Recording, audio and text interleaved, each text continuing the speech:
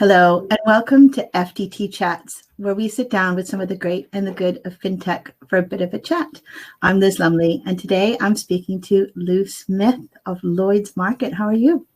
I'm well, thanks, Liz. How are you? I'm very, very good. Yes, comparatively, it's hard to ask people how they're doing right at the moment because, it's just I'm stuck in the house and it's beautiful outside. But I know. As you know, I live with somebody who's an NHS infectious diseases nurse, so I don't complain. So it's a bit easier for me. Exactly. Yes, yeah. Keep safe. Keep very safe. So I'm going to start off with the question I ask everybody, which is so you can, for people who don't know you, who are you and what do you do? Sure. So, Lou Smith, as you know, I'm currently the Chief Digital Officer for Lloyds of London, and I've been doing that now for about 3 months, actually. So still really new, but it feels like about 10 years, actually, given I've spent more time in remote working than I did actually in the office. So, which has actually been interesting and also good in terms of really understanding what we need to do as an industry as we move forward, as well as how we drive our transformation. So before that, I've done a couple of stints in retail banks. So I worked in Barclays and I did everything from delivering sort of transformation programs, running operations, distribution. And my last role within Barclays, I was chief of staff for Diana Oppenheimer through the crisis. So, and again, that was interesting again. And then I left Barclays and then I joined NatWest RBS, where as part of coming out of the crisis, and again, retail bank, very much driving the transformation around digital propositions, experiences and channels. So that's been my background for a while. But I also through that, and I guess this is where I got into the fintech and tech community and startup community. I had the real privilege of representing RBS, particularly in the Scottish market, around what we were trying to do, how we were trying to be more open and engaging to working with startups, and also growth within that community as the challenges started to rise out of the crisis.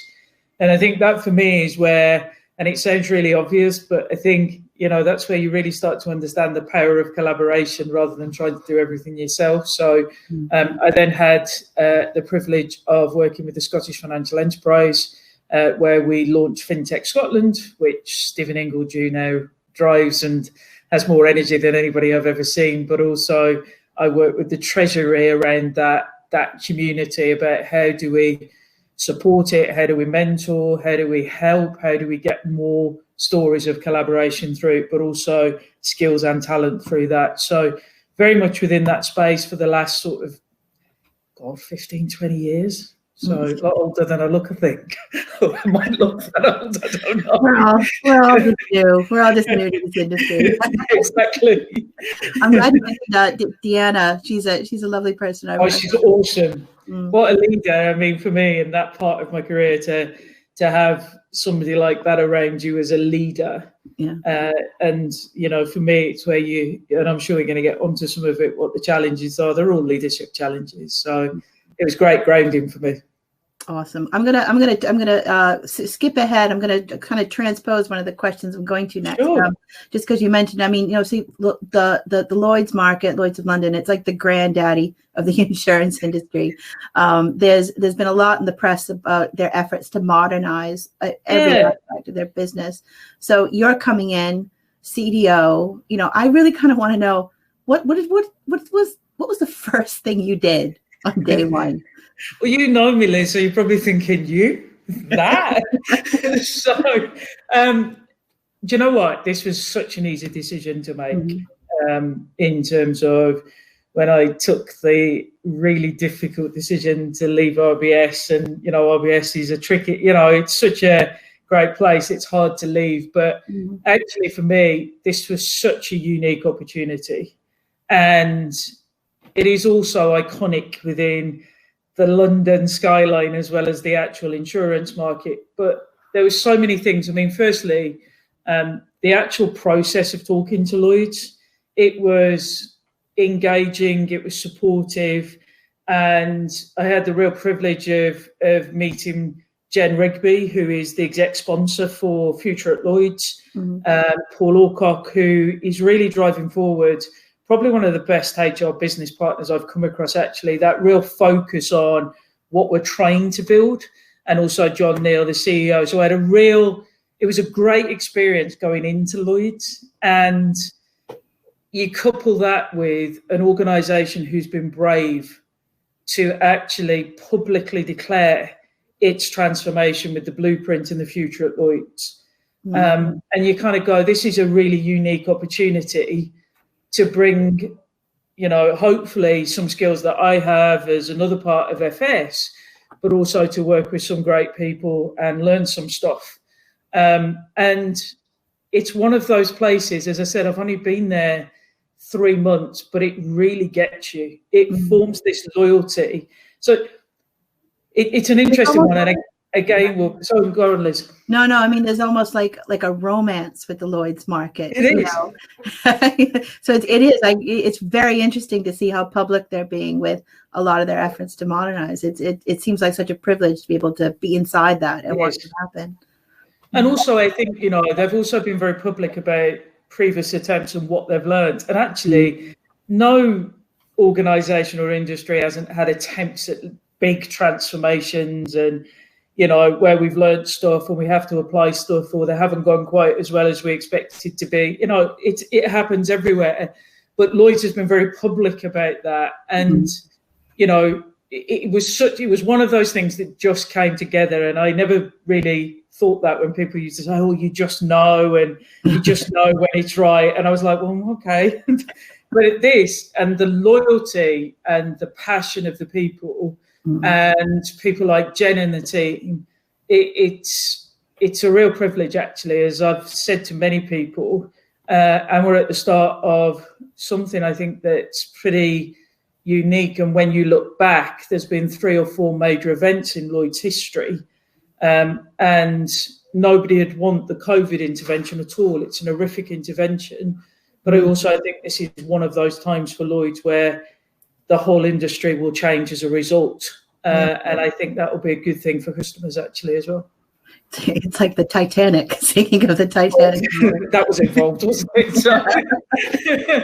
Oh, my Lord. So I'm going to stick with insurance a bit more. I mean, you are going to be part of the panel for FTT Virtual Spring, looking at open finance. I mean, a lot of the industry has been talking about open banking for quite some time. And now the conversation has really moved and expanded to open finance. And you're going to bring insurance into that discussion. How does it fit into that open environment? Yeah, so if I kind of think about open banking and then my experience here. Now, as you know, I've never worked in insurance until now, and I'm still learning, as well as the actual market itself.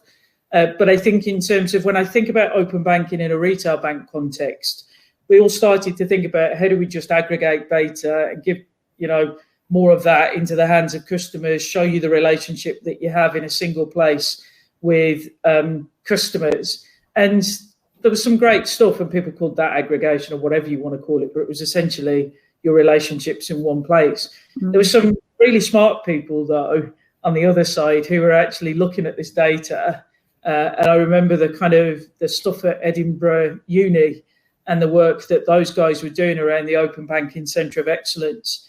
And actually what these guys were doing, were really thinking about how do we take this horizontally? How do we take end-to-end data and really think about how do we solve real issues? So how do you get financial services to people who are vulnerable, so with dementia? So how do we solve for that? And actually that for me started to think, well, okay, you then take that further and you look at how we've used data in this situation to actually support some of the most vulnerable people in society, as we're in this particular intervention to get groceries, to get support, or whatever it is. And then you think again about how the insurance industry is having to respond. We've been very public, the Lloyd's market, even just this week, with John talking about the provision we've made to support customers, which is between 3 and 4.3 billion, how we're supporting charities, recovery, and also sort of health response.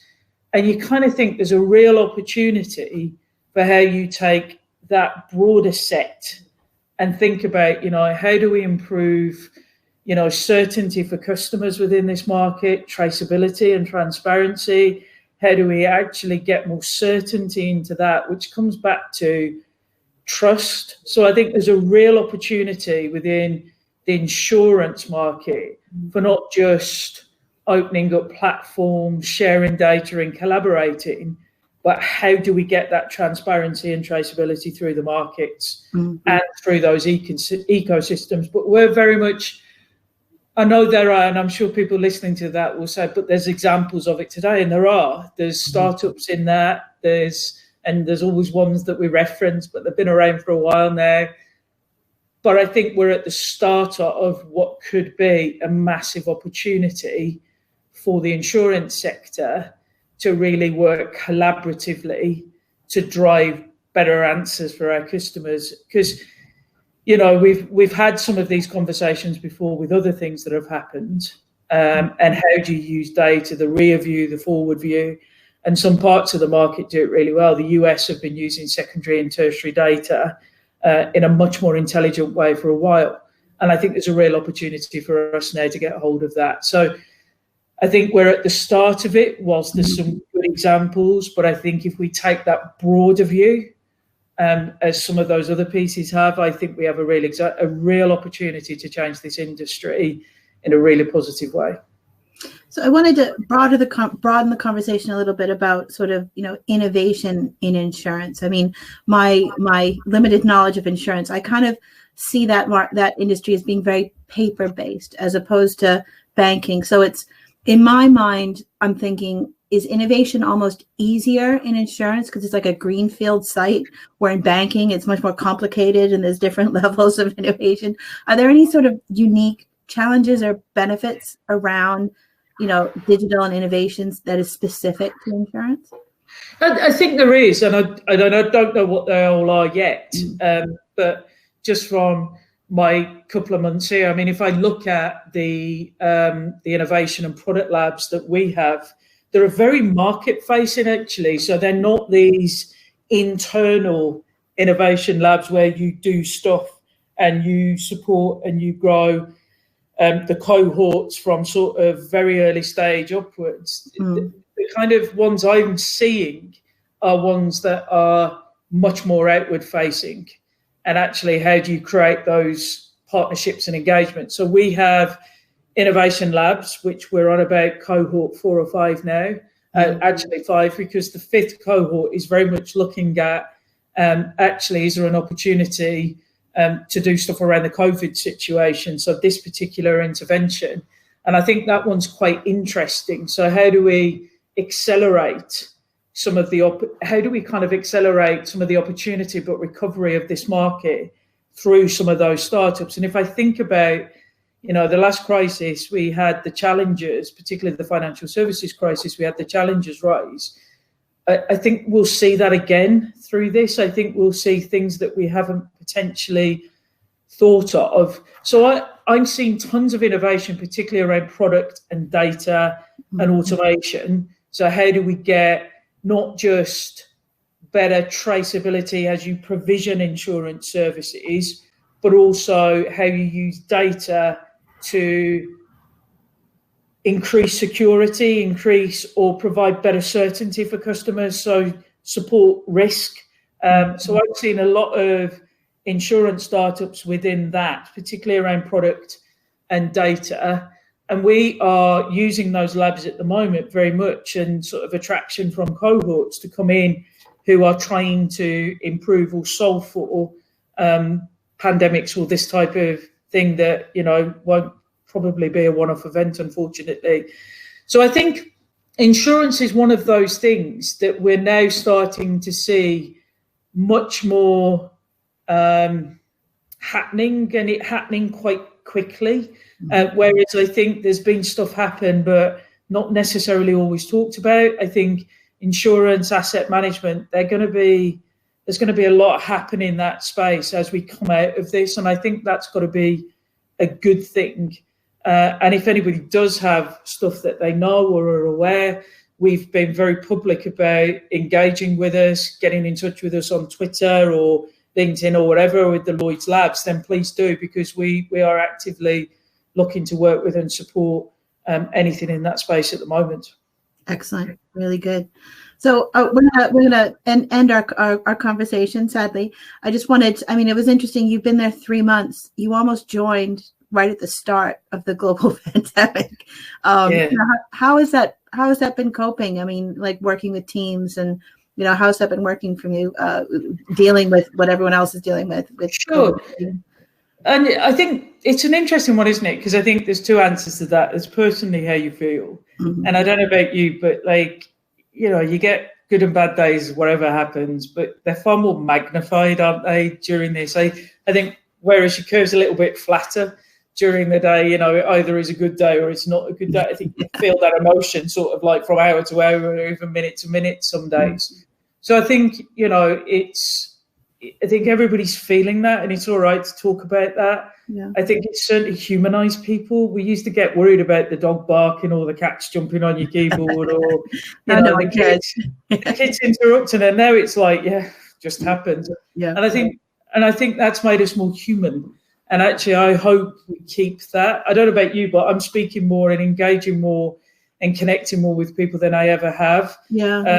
And I don't want to lose that. And there's one thing I always say about the Lloyds market as well, Lisa. I mean, you can, you know, it's a 300-year-old, you know, organization that started in a coffee shop, and it was actually based on innovation, which was around how do we bring people together. And it was also the best source for marine data. And the one thing that I'm really hopeful that we continue, you know, because most digital challengers want it, it is actually a ready-made ecosystem and community. And you've seen that in some of this, that real, you know, drive to work together to improve it. And I think that for me has been powerful. And then the last thing on my team, you know, we're trying every single tool, app, technique possible to continue remote working and collaboration. And how do we do, you know, cohort testing, development, research, but also trying to use it socially, I'll be honest. Sometimes virtual pubs are a bit draining, aren't they? We've had dress up and everything, you know. Yeah, I've had to try and teach my 77-year-old mother how to use Zoom. You know, and I think everybody's subscribed to Mentimeter, and we're all sort of like doing something. But I think, you know, what I'm seeing is people trying, and conversations that weren't on the table are now on, because there's, you know, it's ironic though. I mean, I came from an organisation, RBS, that was one of the, you know, well-reported challenges in financial services out of the crisis, and we were brilliant in a crisis because you collaborate. We seem to be brilliant in a crisis again. I just wish we didn't need the crisis to do the collaboration, but you know, there you go. Excellent. Lou, thank you very much. Thanks, Liz. Great to see you. Wonderful.